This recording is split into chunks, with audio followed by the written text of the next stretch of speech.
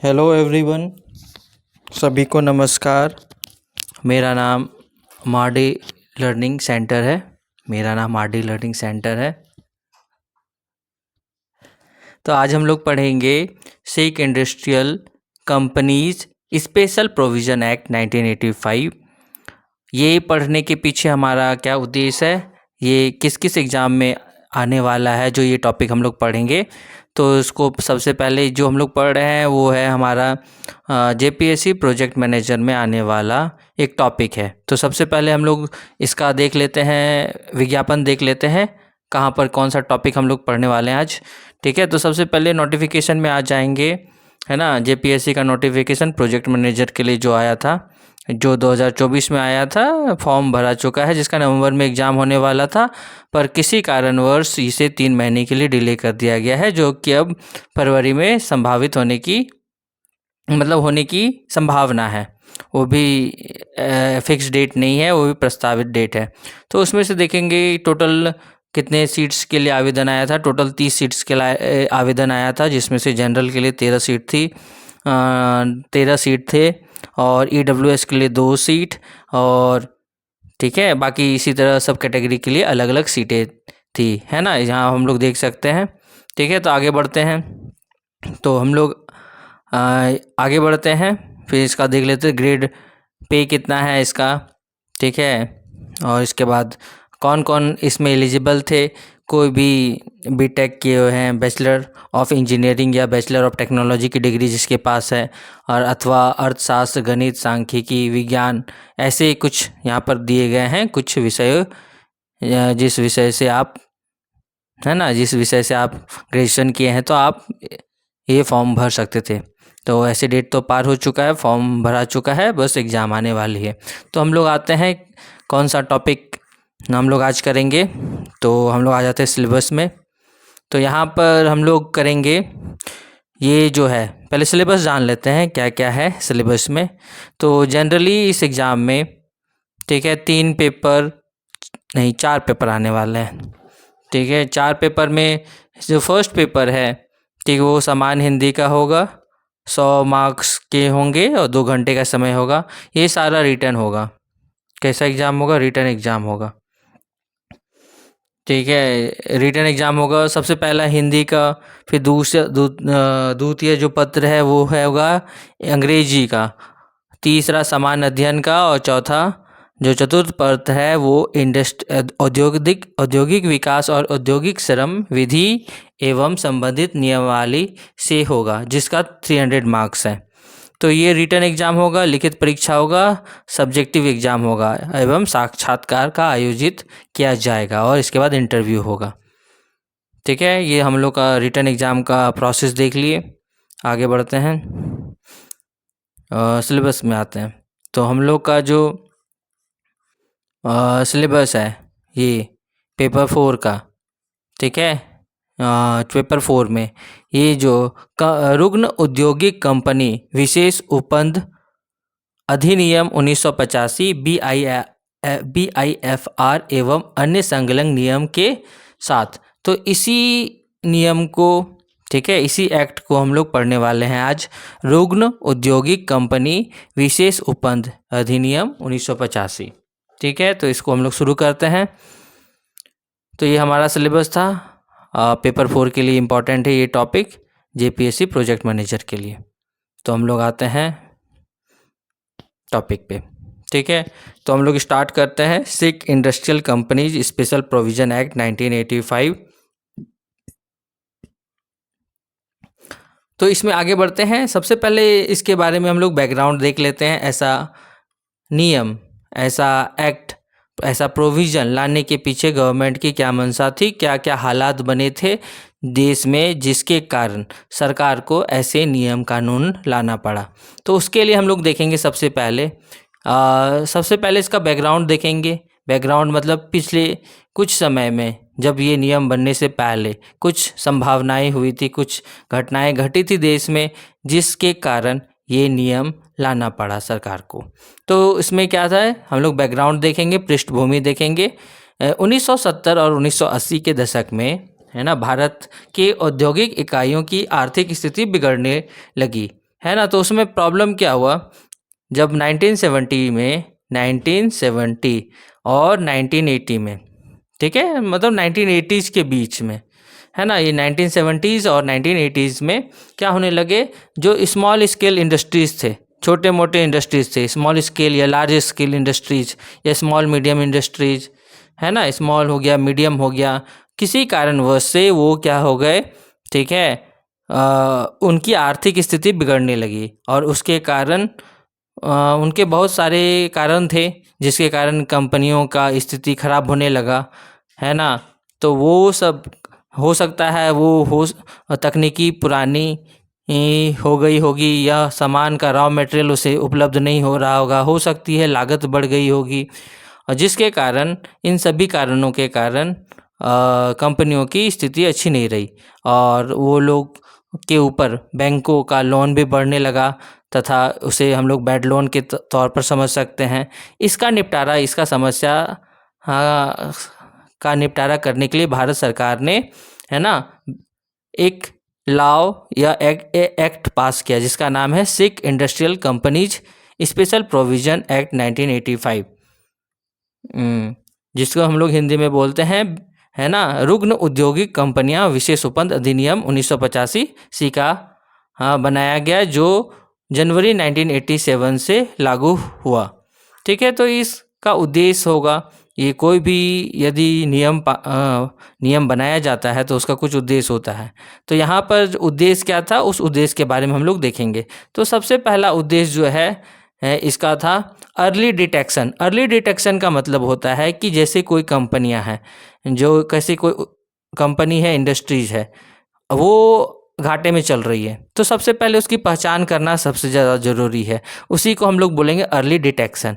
बीमार उद्योग की समय पर पहचान करना, ये नहीं कि वो पूरी तरह से कंपनी की स्थिति खराब हो गई है तब उसके बाद हम लोग ऐसा कदम उठा रहे हैं, तो इसके कारण वो ना कंपनी बच पाएगी, ना उसमें लोग जो काम कर रहे हैं उसका भला हो पाएगा। तो इसीलिए हम लोग को सबसे पहले इसका उद्देश्य जो बना कि बीमार उद्योगों की सही समय पर पहचान करना। दूसरा, ठीक है ना, तो हम लोग आते हैं हमारा दूसरा आगे का ऑब्जेक्टिव, है ना। पहला ऑब्जेक्टिव हम लोग देख चुके थे, अर्ली डिटेक्शन के बारे में, बीमार उद्योगों की सही समय पर पहचान करना ज़रूरी है। ठीक है, तो दूसरा ऑब्जेक्टिव हम लोग आगे बढ़ते हैं। दूसरा ऑब्जेक्टिव क्या है, रिवाइवल एंड रिहैबिलिटेशन का ऑब्जेक्टिव है। तो ये क्या है, जब कोई कंपनी जब खराब दौर से गुजर रही है, जब कोई कंपनी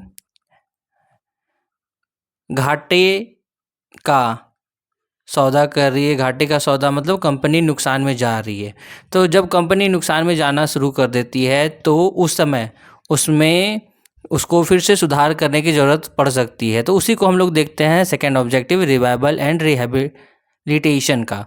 व्यवहार्य उद्योगों को पुनर्जीवित करना और पुनर्वास करना। फिर इसके बाद आते हैं नेक्स्ट हम लोग, है ना, तीसरा ऑब्जेक्टिव के बारे में देखेंगे। तीसरा ऑब्जेक्टिव क्या है, ऑर्डरली क्लोजर का।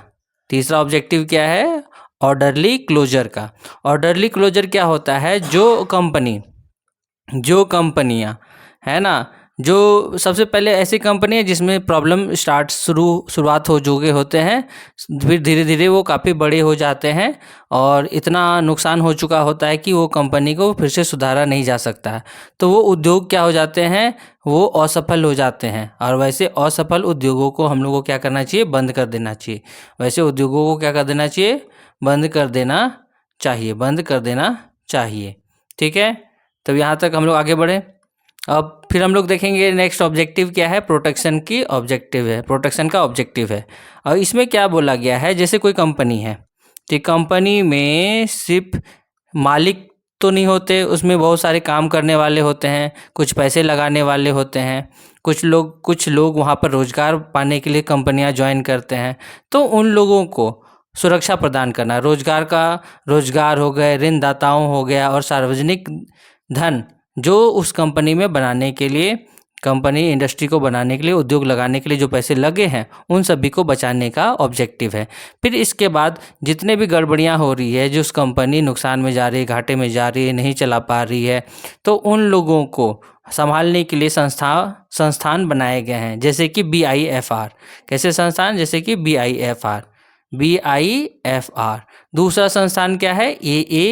AAIFR। ये क्या है? संस्थान है। और ये संस्थान क्या करेंगे? इन सभी सिख कंपनियों को, जो सिख कंपनी है, जो बीमार उद्योग हैं, उन सभी उद्योगों को क्या करेगी? वो देखेंगी और जांच पड़ताल करेगी कि वो कंपनियां क्या सच में सुधार कर सकते हैं या वो उन्हें बंद कर देना चाहिए। ठीक है, ये सारे ऑब्जेक्टिव हम लोग देख चुके हैं। अब हम लोग आगे बढ़ते हैं। अब हम लोग सेक्शंस के बारे में देखेंगे। ठीक है, जितने सेक्शन हैं सिका एक्ट में, वो सारे सेक्शन को देखेंगे। ठीक है, तो हम लोग यहाँ पर सेक्शंस की बात करें तो टोटल सिका एक्ट में हम लोग कितना पढ़ने वाले हैं? टोटल 4 चैप्टर पढ़ने वाले हैं। टोटल कितने चैप्टर पढ़ने वाले हैं? 4 चैप्टर के बारे में पढ़ने वाले हैं। तो चैप्टर 1 से स्टार्ट करेंगे, है ना? चैप्टर 1। तो चैप्टर 1 में क्या दिया हुआ है? चैप्टर 1 में सेक्शन 1 से सेक्शन 3 तक लिखा हुआ है। चैप्टर 1 में 3 सेक्शन बने हुए हैं, तो तीनों सेक्शंस के बारे में देखेंगे। तो जनरली जो चैप्टर 1 है वो लघु शीर्षक, विस्तार व प्रारंभ कंपनियों के बारे में लिखा हुआ है कि उनके शॉर्ट टाइटल्स लिखे हुए हैं। यह अधिनियम जितने भी ये जो अधिनियम बना हुआ है सिका एक्ट का, ये सभी ऑल शेड्यूल्ड कंपनी में लागू होता है। ऑल शेड्यूल्ड कंपनी में जितने भी उद्योग हैं उन सभी उद्योगों में, है ना, अनुसूचित उद्योग में ये नियम लागू होता है। सिर्फ जहाज निर्माण को छोड़कर जो शिप बिल्डिंग वाले हैं, शिप बिल्डिंग वाले जो कंपनी हैं वो इसके दायरे में नहीं आती है। ठीक है, तो और बाकी सभी इसी कंपनी के तहत में आते हैं। तो ये हो गया हम लोग का सेक्शन 1 के बारे में। फिर इसके बाद आगे बढ़ते हैं सेक्शन 2 के बारे में। सेक्शन 2 के बारे में हम लोग देखेंगे। ठीक है, सेक्शन 2 के बारे में जो है डिक्लेरेशन के बारे में बताया गया है। किसके बारे में बताया? डिक्लेरेशन के बारे में बताया। पहले हम लोग देख लिए थे शॉर्ट टाइटल के बारे में दिया गया था, कहाँ पर लागू होता है। और इसके बाद हम लोग देखेंगे तीसरा क्या है? डिफिनीशन के बारे में।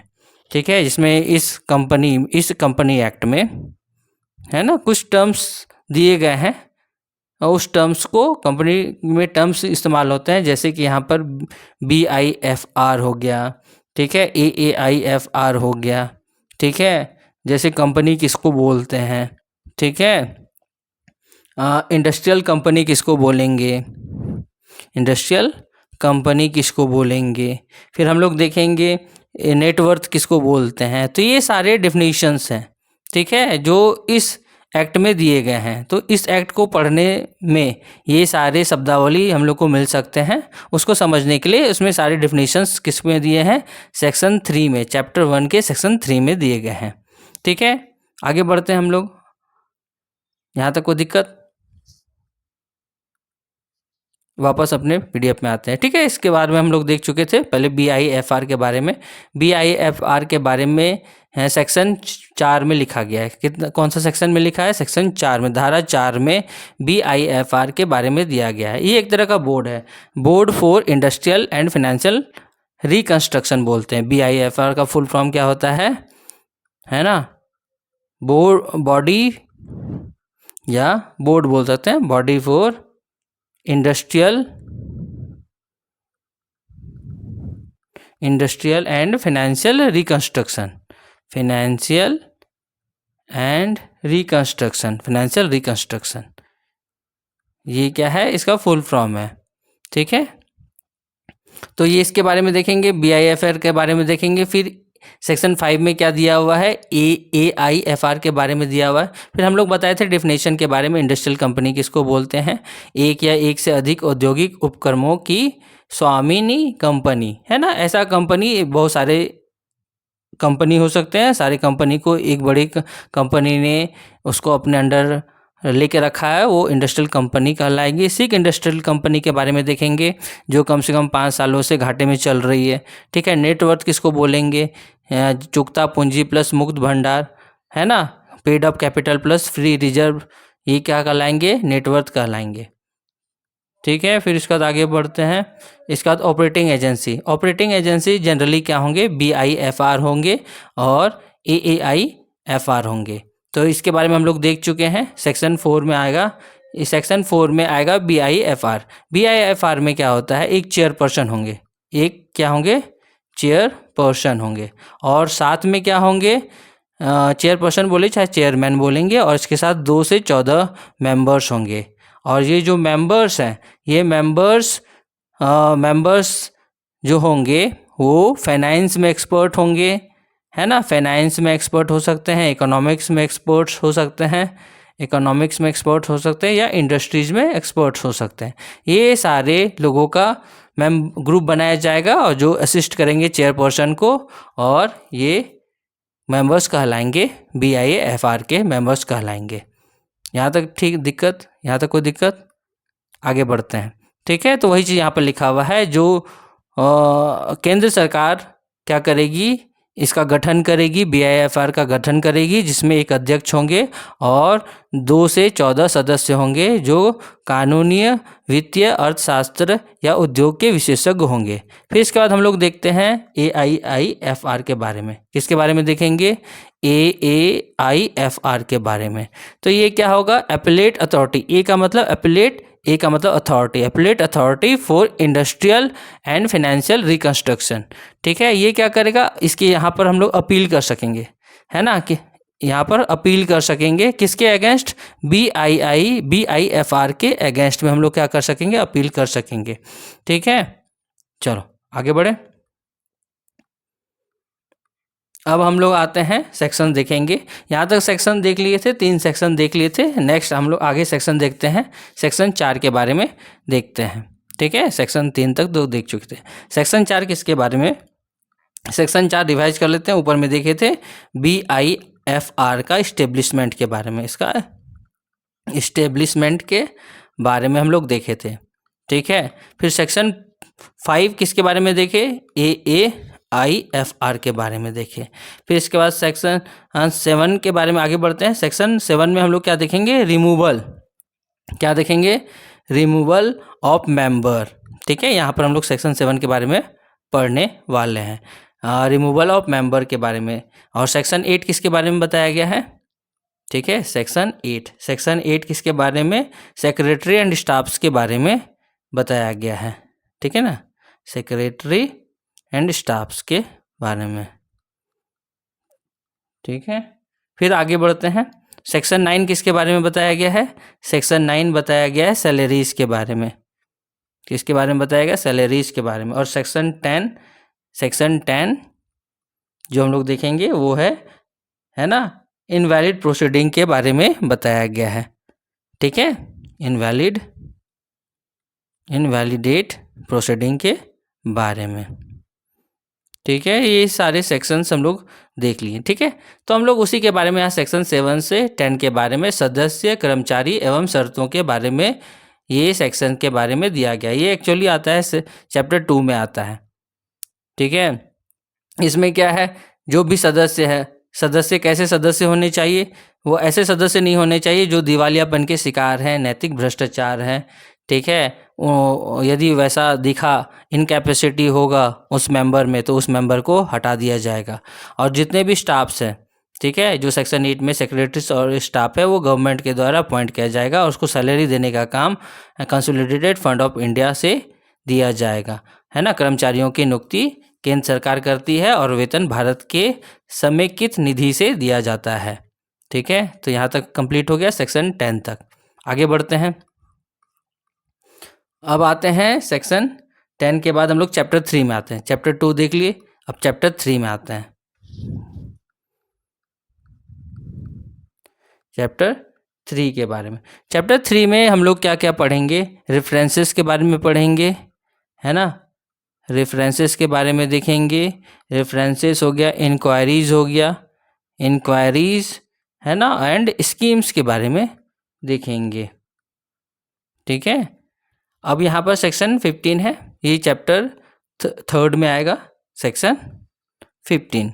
ठीक है, तो सेक्शन 15 के बारे में देखना शुरू करते हैं। सेक्शन 15 क्या बोलता है? BIFR रेफरेंस टू BIFR के को संदर्भ। जब कोई कंपनी ऑडिट खाता में बीमार होने का पता चलता है तो कम से कम उन्हें 60 दिन के भीतर, है ना, रेफरेंस का मतलब यहाँ पर है जैसे कोई कंपनी को पता चला, ठीक है, कोई कंपनी को पता चला कि उसे घाटा हो रहा है उसका, ठीक है, उसका कंपनी बीमार हो रहा है, सिक हो रहा है, तो वो क्या करेगा 60 दिन के अंदर, क्या करेगा 60 डेज के अंदर वो क्या करेगा BIFR को क्या बोलेगा, नोटिस भेजेगा, ठीक है, वो ऑडिट के बारे में बताएगा, अपना ऑडिट के बारे में बताएगा कि वो घाटे में जा रहा है, ठीक है। तो ये क्या करेगा, सेक्शन 15 में ये लिखा हुआ है। फिर सेक्शन 16 में आते हैं।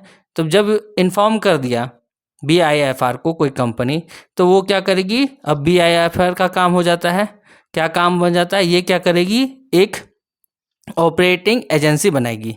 क्या अपॉइंट करेगी, ये अपॉइंट करेगी ऑपरेटिंग एजेंसी के बारे में, ठीक है, किसके बारे में, किसको अपॉइंट करेगी, ऑपरेटिंग एजेंसी अपॉइंट करेगी या स्पेशल डायरेक्टर अपॉइंट करेगी, जो ये सारे को सुपरवाइज करेंगे, देखेंगे, है ना। फिर इसके बाद आते हैं, जब ये अपॉइंट करेंगे, ये उन सभी चीज़ों को सुपरवाइज करेंगे, तो इसके बाद ये लोग क्या करेंगे, ऑर्डर पास करेंगे, ऑर्डर आफ्टर इंक्वायरी, ये आ जाएगा सेक्शन 17 में। ये किस में आ जाएगा, सेक्शन 17 में। जांच के बाद आदेश, यदि अगर कंपनी का पुनरुद्धार संभव है, यदि उस कंपनी को फिर से रिवाइव किया जा सके, फिर से ठीक किया जा सके, तो क्या करेंगे, दोबारा से, है ना, वो क्या करेंगे, यदि दोबारा से उसको ठीक किया जा सके तो उसमें काम करेंगे, और यदि नहीं करेंगे तो वैसा ही रिपोर्ट बनाएंगे, ठीक है। तो उनका सेक्शन 18 में दिया गया है कि कैसे उसको रिहेबिलिट करें, कैसे उसको फिर से सुधारें, वैसे कंपनियां को जो सुधरी जा सकती है, ये सारे सेक्शन 18 में दिए गए हैं, ठीक है। चलो, तो सेक्शन 18 में है preparation and sanction of scheme के बारे में देखेंगे। तो इसमें क्या होता है, योजना तैयार कराया जाता है, ऑपरेटिंग एजेंसी के बारे में एजेंसी तैयार करती है। और इसमें क्या होता है, संचालन एजेंसी 90 दिनों की में योजना तैयार करती है, जिसमें, है ना, हम लोग क्या देखेंगे, फाइनेंशियल रिकंस्ट्रक्शन देखेंगे, या मर्जर हो सकता है, या मैनेजमेंट चेंज हो सकता है, या सेल या एसेट के बारे में देखेंगे, या लेबर रैशनलाइज के बारे में। एक एक करके सबको देखते समझने की कोशिश करते हैं। फाइनेंशियल रिकंस्ट्रक्शन किसको बोलते हैं? मान लो कोई कंपनी है, कंपनी क्या होती है, यदि मान लो कोई नया प्रोडक्ट बनाना चाहती है, न्यू प्रोडक्ट बनाना चाहती है, तो न्यू प्रोडक्ट के लिए उसको पास पैसे चाहिए, पैसे चाहिए, और वो पैसे उसके पास नहीं है क्योंकि कंपनी घाटे में चल रही है। तो जो नया पैसा चाहिए उसको, तो वो कहाँ से लाएगी, फाइनेंशियल रिकंस्ट्रक्शन करना पड़ेगा उसको। क्या करना पड़ेगा, वित्तीय पुनर्गठन करना पड़ेगा कि कहाँ से पैसे लाएंगे, किस तरह से पैसे लाएंगे, और कैसे कंपनियां में लगाएंगे, और कैसे वो काम आगे बढ़ेगा। तो ये क्या कहलाएगा, फाइनेंशियल रिकंस्ट्रक्शन। आर्थिक रूप में मजबूत किया जाएगा उस कंपनी को, कैसे ठीक किया जा सके कि वो अपनी सही दिशा पे चल सके।